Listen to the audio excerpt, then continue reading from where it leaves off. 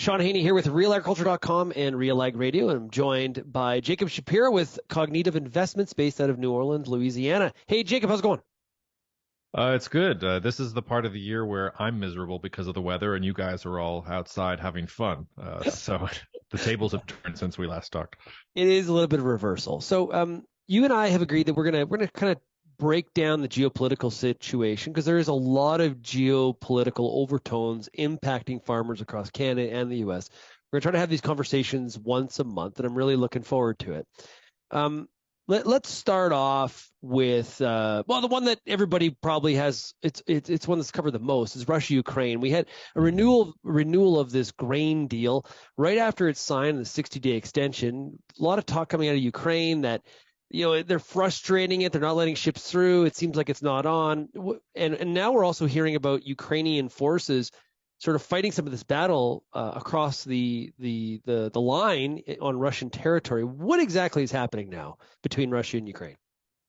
Well, let me start with a joke, Sean, that sort of relates directly to the grain deal, which is there's a guy walking down the street and he passes by an insane asylum and he just hears from the yard. He can't see into it, but he hears from the yard. They're all chanting 21, 21, 21 at the top of their lungs. And curiosity gets the better of him. So he goes up.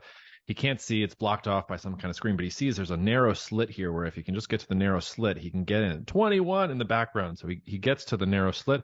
He looks in and boom, a stick pokes him in the eye. And then they all start chanting 22, 22, 22. Yeah. I say that to say with the Black Sea grain deal, I mean, as soon as Russia approves every single extension, then Lavrov is out there saying, well, we really don't like this deal, though. And next time we really aren't going to approve it. And he did that just last week. And I have trouble taking it seriously. But the flip side of that is the moment that you stop taking him seriously will probably be the moment that Russia withdraws from the deal, right? I think the thing to think about with the Black Sea Grain Initiative in particular is that Russia tried to pull out in November, and not the Western countries, every other country in the world, your Brazils and South Africas and your Indias, all of those countries, which for various pragmatic reasons, which we can get into if you want, have not condemned Russia's war or are not putting political pressure on Russia. All of them said, hey, you're increasing food prices a lot if you're going to do this. We're not cool with that. You need to stick with the Black Sea Grain Initiative. So Russia doesn't have Europe anymore. It doesn't have the United States. It can't piss off the rest of the world by leaving the Black Sea Grain Initiative. So I think there's that constraint in place. The other thing is we had Turkish elections. Erdogan won, and Russia trusts Erdogan to, well, not trust is the wrong word, but they know that Erdogan is a pragmatist and that Erdogan is going to deal with them on a pragmatic basis. Whereas the Turkish opposition was really talking about, no, we're going to rejoin with NATO and the West, and we're going to do everything the opposite of what Erdogan is doing. All of which is to say, Turkey is the real guarantor of that deal. And now that they have Erdogan in place, I expect that the Black Sea Grain Initiative will probably remain in place.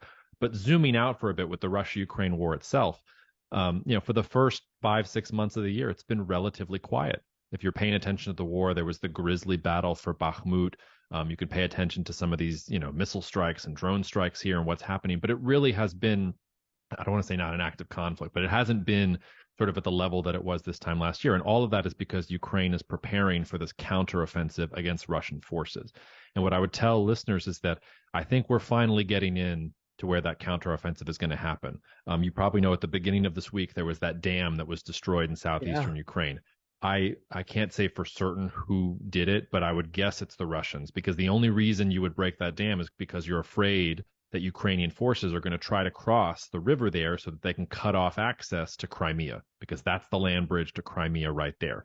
And I think Russia's showing you when it's back against the wall, it is against the wall, when it's not doing well in the war, when it's now facing a new offensive from Ukraine that has new promises and commitments from Germany and the United States for an indefinite supply of weapons, the types of things that they're going to be willing to do to make sure that they can defend themselves from this Ukrainian offensive. And the result of it is, how many tens of thousands of people displaced, how many millions of tons of crops in Ukraine destroyed. I mean, this is really, I think, just the beginning of a more active kinetic phase of this conflict. So sort of forget about the calm that we've had for the last 6 to 7 months. I think that's where we're going. I would also tell you, though, and this is the flip side, I was arguing about this with another geopolitical strategist named Marco Papic, if your listeners have heard of him.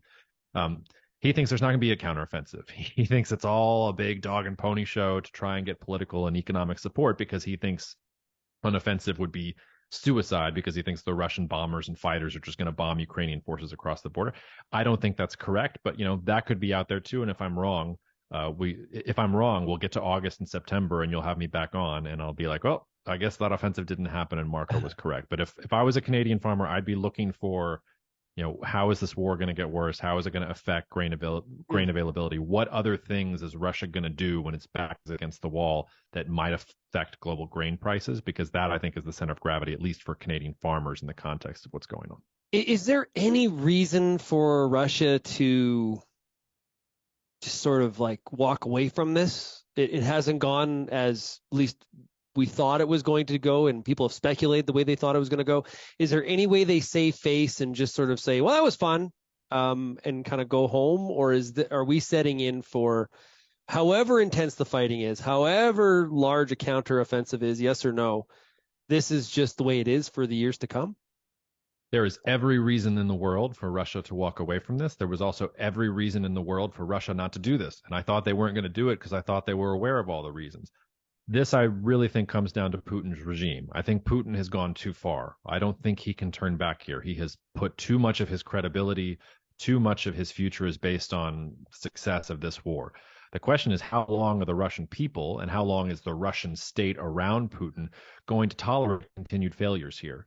Because, the Russian economy has held up remarkably well, all things considered. But if oil prices are going to continue to swoon, if the Europeans and the Americans are going to continue to tighten sanctions, I mean, the Russians think that the Europeans are eventually going to start importing natural gas from them. That's just wrong. The strategy is wrong, and Russia's not reversing course. So whether that happens in 6 months, whether it happens in 12 months, I thought it would have already happened already. But there's obviously every reason for Russia to stop because it looks like they're going to lose. I alluded to this already, but just a couple weeks ago, Germany came out and said, all right, we're going to have 3 billion euros of weapons worth of weapons that we're going to deliver to Ukraine. And we're going to start JVs in Ukraine so that they can learn how to service their own tanks and build their own tanks and things like that. And to put that in perspective, 3 billion euros worth of weapons from Germany, that's more than they've sent Ukraine in the entire conflict so far. And when this war started, a month before the war started, and Ukraine was warning that Russia was going to invade, I don't know if your listeners remember this. I remember it because the Germans said, all right, we're going to send 5,000 helmets to Ukraine. We don't want to send offensive weapons, but they might need the helmets. So we've gone from Germany sending helmets to, hey, we're setting up companies on the ground in Ukraine that can service the tanks that we're going to give them. That doesn't work for Russia. Russia's in a fight that it really can't win. So it has every reason to walk away. And as long as Putin is in control, they probably won't. Does China have any say at all in what Russia does, or are people making too big of a deal of somehow Xi being the puppet master on what Putin does or doesn't do? I don't know that China has say in what Putin does. It certainly has leverage and influence because the Russian economy likely would have already collapsed if it were not for China opportunistically being willing to buy and import lots of cheap Russian commodities. But most countries would do that. If your neighbor suddenly couldn't sell to their normal customer and had to sell you wheat and platinum and whatever, oil, natural gas for pennies on the dollar, you would probably take them up too. So there's that pragmatic thing going on there with China. I'm a little confused about China though. And I think they might be a little bit confused themselves. You've seen them hedging their bets in the last couple of months. So Xi Jinping finally had a phone call with Zelensky and has pledged an envoy to try and get some kind of peace agreement going. It's not going anywhere, but you can see that China's trying to maintain relations with Ukraine and prepare for, what if Ukraine is here for a while? What if Russia's not here for a while? Then flip side, I was just arguing with an analyst on my team about this earlier today. Not arguing, really, just trying to figure out what the heck was going on. There was a report that China's sending armored personnel carriers, selling them to the Chechens. So it's not officially to the Russian government, but it's to the Chechen Republic, and which is led by Kadyrov, who is under Putin's umbrella right now. So those will probably go into service for the Russian military. Now we're flirting very closely with China arming Russia in the context of the war. And that's been a red line for the West from the beginning.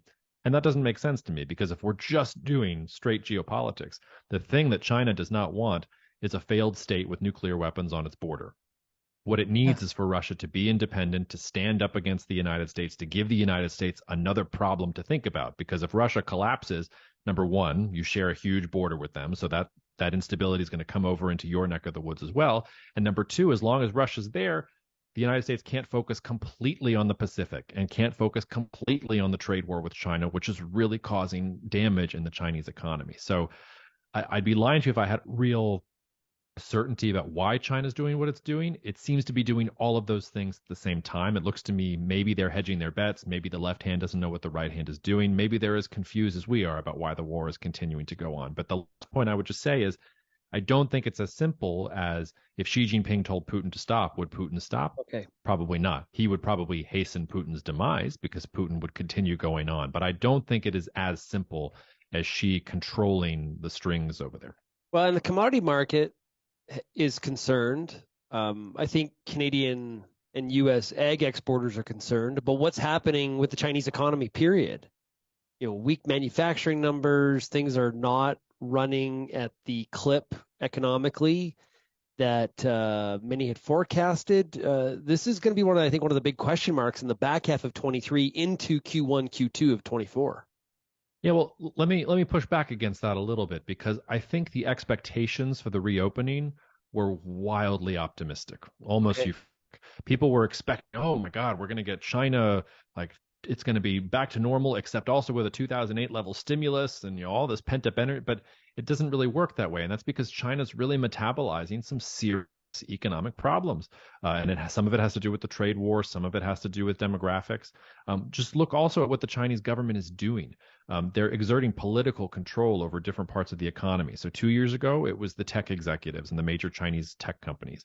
Last year, around this time, we would have been talking about the real estate property developers and bringing them to heel. Now they're going after local governments, which have racked up a lot of debt because they're in this real estate bubble as well. So all of these different things China is doing try and crack down on the economy. It's just that yes, the data is disappointing if you thought the data was going to be absolutely perfect. To me, the data is sort of middling. It's not great, it's not bad, it's sort of there in between. Then the other thing is, when it comes to commodities, China still needs the commodities. Still going to be building infrastructure. You still have to feed 1 billion people. And you've probably seen the weather in China has been really bad the last couple of weeks. We've got inundating rains in some parts of the country. We've got really dry, hot weather in other parts of the country. And you're beginning to see this narrative take hold of, well, is China going to have to import more wheat? Is it going to have to import more ag commodities? Now, there was a similar narrative last year, and then China magically said, oh, we figured it out. Don't worry, our yields were fine. But you're getting that same kind of story there as well. So I'm not, for me, I'm not worried about the Chinese economy necessarily. I think it may not be as good as everybody was hoping for with the reopening. I am worried about what kind of economic impact will the crackdown on local governments and local government officials have. Because when you start, using politics instead of economics to dictate how the market is going to work, that's where you could have problems. But that's where I would focus, not so much on the PMI data, all those other things like that. It's not terrible. It's also not great. It's just kind of in the middle. Yeah, and it's hard to sort of synthesize and try to sort out the truth, false, sort of maybe hyperbole on data that comes out of China in some of these regards too, or not? Well, like most countries, China is just a little more extreme about it. I mean, all of this data is on a certain level manufactured, so it's hard to take any of the data at face value. And sometimes the hyperbole is correct. Sometimes the data is extreme in one direction or not. You can make a major mistake with data by saying, well, it's probably not this, it's probably not that. So I'm just going to take the middle and take an average, and that's going to be fine. That's also probably the wrong thing to do. The best thing you can do is try and get a finger on the pulse and say, well, are they buying? Are they consuming? And that, I think, if you're looking at what Chinese people are doing, the Chinese government's trying to get them to spend more, and Chinese people are not spending more because they're nervous about the future. And so China's continuing to say, okay, fine, like we're going to cut deposit rates this week was the biggest thing. Still not quite doing it. Still, Chinese savers are not really making it move. What China's trying to do is they don't want to take out the 2008 level fiscal stimulus bazooka to get the economy going again. They want to try to do this in a little bit more of a sustainable basis. And that's the catch-22 with financial reporting about China. Everybody freaks out about China when it doesn't take out the fiscal stimulus bazooka like it did in 2008. But I guarantee you, if they have to go that route, immediately you'll see articles about, oh, China debt's up to 300% of GDP, and oh my God, they're being so irresponsible and with their spending. So I think there is an extreme in the media reporting there. But as far as Chinese data goes, look, I use the data that they publish because that tells me something about what they want the world to see. And then you just have to talk to your contacts on the ground and figure out some sense of what's going on. And that's the best you can do. We're sure hearing a lot in Canada about election interference. as it pertains to China and certain interference with MPs, members of parliament. It's getting a lot of coverage here.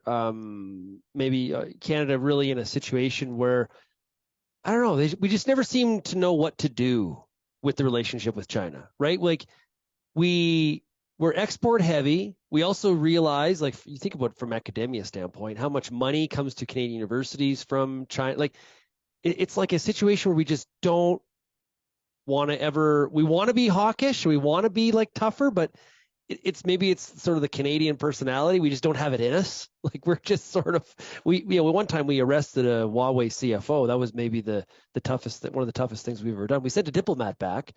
There was that. But I think but you didn't arrest the Huawei CFO because the Canadian government decided it wanted to get hawkish no, Trump on told China. It wasn't even Trump told you to. Like I believe it was the district attorney for New York. I mean, it was a bureaucratic move because you had an allegation and a summons from the United States, and you had a treaty with the United States that said you had to honor it. So you did it because the United States told you to, and then the United States sort of left you hanging. And this goes back to what we're talking about right now in terms of Canada may not know what to do with China. It also just has terrible timing. So you're right about this election interference story. I've been following it myself. And I'm shocked to find that there is election interference from China in Western countries. Like I guarantee you we're interfering in their things too. Maybe not the Canadians as much, but in the United States, we're interfering in elections all over the world. Like I'm always waiting for somebody's point when they say, oh, well, they're interfering in our elections. Like, yeah, okay. Like that's why we have, voter rolls and all these institutions that are supposed to legitimate elections and things like that.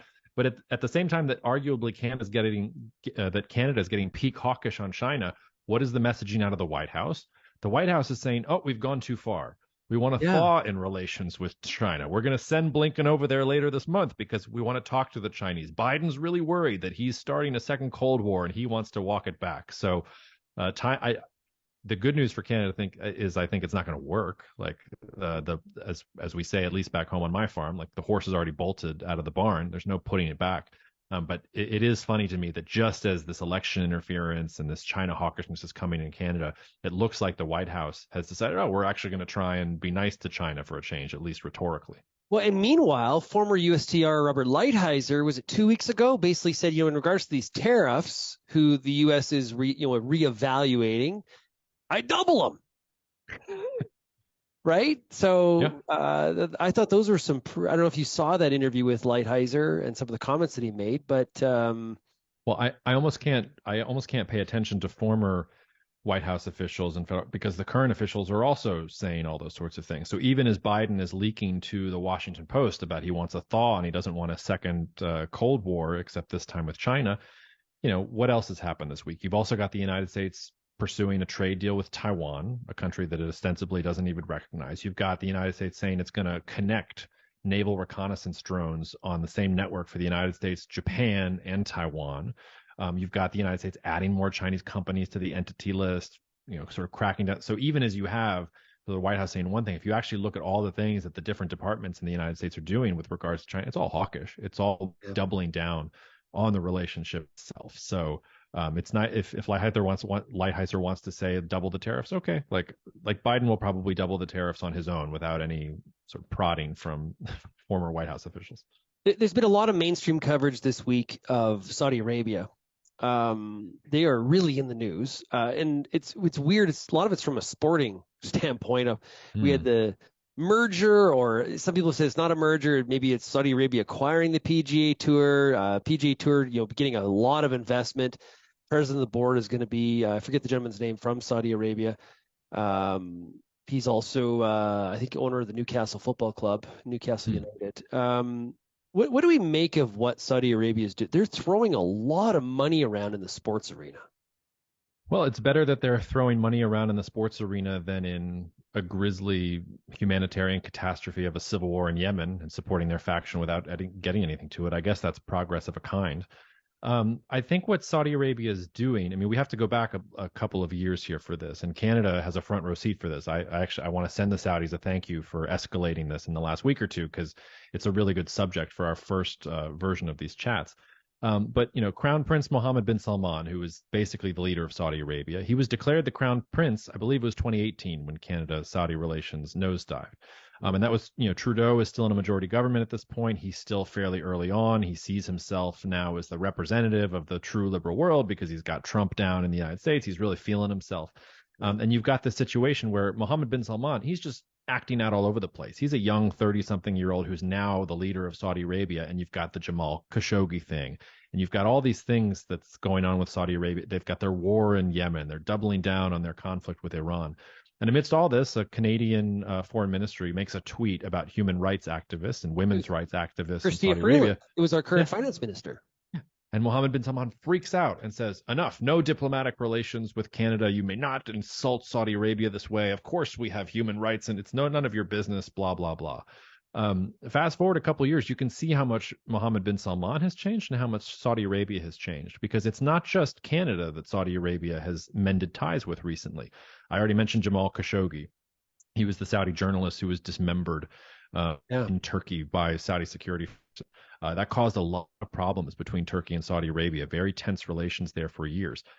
Earlier this year, though, Turkey needed money. Erdogan made up with the crown prince, and the Saudis deposited $5 billion in their foreign accounts, and they needed it because their reserves are net negative now. You had Saudi Aramco in Turkey, an official from Saudi Aramco in Turkey last week soliciting investment proposals, tens of billions of dollars from Turkish contractors to build things in the kingdom itself. You've got apparently at the urging of China, reestablishment of diplomatic ties between Saudi Arabia and Iran. Mortal enemies, Arab versus Persian, Sunni versus Shiite. They've been at each other's throats for literally years, and suddenly, no, all right, well, the Chinese have brokered this peace thing, so the Saudi Arabians are going to be magnanimous and say no more. And also, Canada gets wrapped into this. So suddenly, you know what? Like, we don't need this diplomatic problem with Canada. We'd like to have a better, more, productive relationship. You have things that we want to buy anyway. We're sure you want to sell to our markets. Why don't we just let bygones be bygones? And I do think it's also interesting just to think in terms of the evolution of both Trudeau and Mohammed bin Salman since 2018. I mean, Trudeau, now leader of a minority government, has been beset with all kinds of setbacks and controversies about his foreign policies. And Mohammed bin Salman, who has since crushed all resistance to him and now is governing more like a statesman rather than sort of a precocious adolescent who suddenly finds himself in power in Saudi Arabia. So there's a real acceptance, I think, of the realities of geopolitics, and that the world is messy, and you have to be pragmatic in this world where Saudi Arabia is no longer tied to the United States, no longer tied directly to China, trying to make its own way and reconfigure its own policy to be completely independent. And the last thing I'll say is the reason Saudi Arabia has to go and try and attract Ronaldo and buy up the PGA Tour. I was joking with you before we got on. I'll say it again. I'm really glad Messi told the Saudi Arabians to go fuck themselves. It's nice that somebody doesn't want that Saudi cash. That's also spoken from somebody who never. So if they want to throw some my way, I totally wouldn't be against that. That's fine with me. But they don't have a lot of soft power right now. I mean, they have a medieval theocratic society where they are still chopping people's hands off or stealing things at the market, where women have to cover themselves completely and can't drive their own cars. So, if you want to be cool, if you want to have a better public relations image, why not buy the PGA Tour and make it a soccer mecca? They're probably going to come after my beloved sport of basketball next. Yeah, they offered Messi €1 billion. He turned it down and went to Inter Milan. Or sorry, Inter Miami. Is that what we call it? Inter Miami? Yeah, I think so. I get confused. We're copying all the names. So I guess, are they on their own? Like, so, in this sort of, we try to, it seems, stage things like U.S., China, pick your side. Where are they? Are they just sort of like floating as a different moon kind of around those two orbits? Well, some of your listeners may have seen me or heard me talk before, and one of the words that I always use is polarity. So I think anybody who's out there who says we're in just a U.S.-China Cold War, there might actually be a Cold War between the U.S. and China, but that's not what the global system looks like right now. It's not going to be like the 1950s and 60s, where the Soviet Union and the United States were the two dominant powers in the world. We've also moved away from a system where the United States is the one dominant power in the world. I mean, go back 20 years, Saudi Arabia was arguably the United States' most important relationship. because the United States was importing lots of oil from the Middle East. Now, since then, we've had the shale revolution. There have even been months in recent years where the United States hasn't imported a barrel of oil at all from Saudi Arabia. Go back and tell yourself that 20 years ago or 30 years ago, it would have been absolutely insane. Now, China is the Saudis' top customer. But the point I'm making is, and if I'm right about this multipolar world thesis, what that means is you're going to get different powers around the world with their own spheres of influence. So it's not going to be, am I aligned with the US or am I aligned with China? It's going to be, well, okay, I need to have relations with the US for this reason. I need to have relations with China for this reason. By the way, India, which has historically exerted more of an economic influence on the region than China, if you really want to do your history, like we need a good relationship with them, even though they're a Hindu nationalist country that's doing all sorts of weird things that would make a Muslim power upset. Probably need good relations with Brazil and Russia. We also have to talk to them a little bit too. The Saudis have been coordinating with the Russians. They've been buying Russian oil and then selling their own oil for more expensive rates on the market. So when you sort of put it together, it's not about picking a side. It's about not having to pick a side. It's about doing whatever Saudi Arabia needs to do. Now, the problem with that is that Saudi Arabia has generally needed security guarantees from a country like the United States to exist, because even though they import lots of fancy weapons from the United States and also from Canada, they don't have the soldiers that know how to use them. Certainly not that can compete against a power like Iran or even like in Iraq or Syria. Those are armies and forces that scare the Saudis in general. So that's why the Saudi Arabia-U.S. relationship existed. The United States got its oil from Saudi Arabia. In return, Saudi Arabia got weapons and a U.S. security guarantee. That's kind of gone, and it's a precarious position from that point of view for Mohammed bin Salman. But he's betting that if he can be the sort of center of finance and technology dynamism in the heart of the Gulf and use all of that oil money for as long as it lasts to pivot, that Saudi Arabia can be sort of a neutral power in the region and can get rich and wealthy and influential just on that. It's an audacious plan. I don't know if it's going to work for him, but I think that's what he's going for.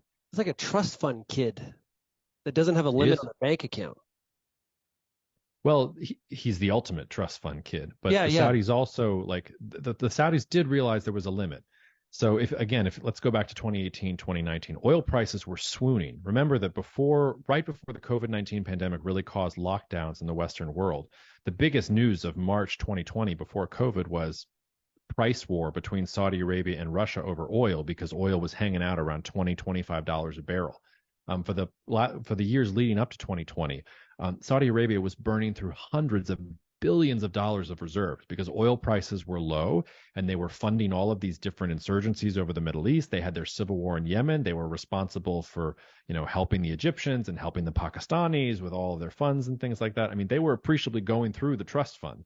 So one of the things Mohammed bin Salman had to do was, all right, stop the bleeding with the trust fund. Stop the war that we're not winning in Yemen. We're not going to write checks for the Pakistanis and Egyptians anymore. That doesn't do anything for us. We'll write a check for the Turks because they'll build things and they're more geopolitically significant. But what is the Pakistani relationship going to get us? Nothing.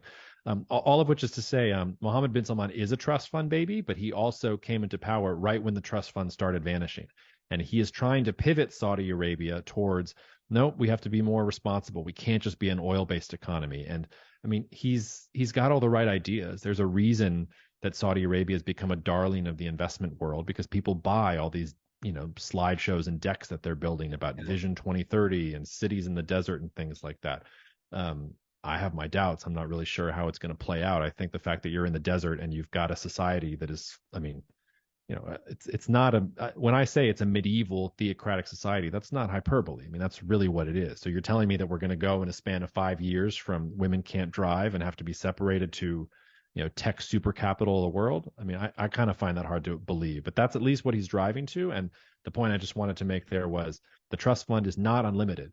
And I probably am, if you ask how long hydrocarbons are going to dominate the economy, I'd probably take the over in terms of years, but eventually oil will not be the only source of energy in the world. And the day that happens, if Saudi Arabia has not developed a more stable, modern economic base than that, they'll go back to just being a desert that nobody cares about. So that's the clock that he's racing against, because he knows that if his progeny is going to have their own trust fund, it can't just be business as usual.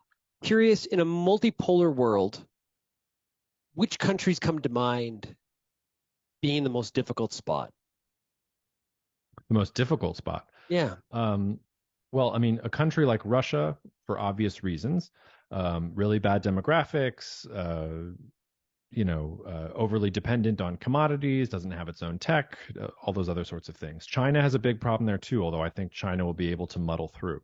Another thing to look for with countries that are not going to do well are those that politically can't execute on policies. So India is a good example of this. I go back and forth about whether I'm optimistic or pessimistic about India. And with India, it all comes down to, can the Indian government do what it says it's going to do? If they can, they have a lot of advantages. But the problem for India for decades has been they've known what they need to do. They know what infrastructure they need to build. They know what market reforms they need to make. The politics have just never allowed them to do it.